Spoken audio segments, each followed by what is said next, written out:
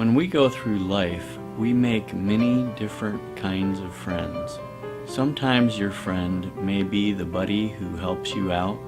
Sometimes the friend is your wife. Sometimes the friend is your son.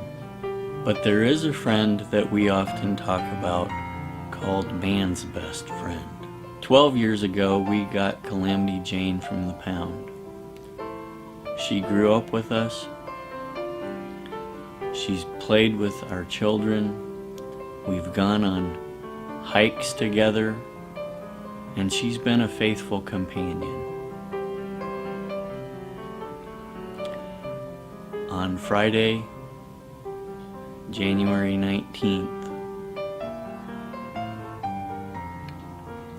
that friendship came to an end.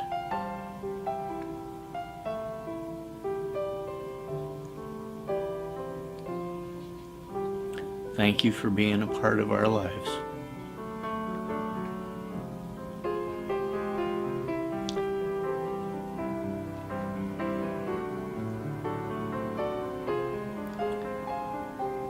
I loved you, my dear friend.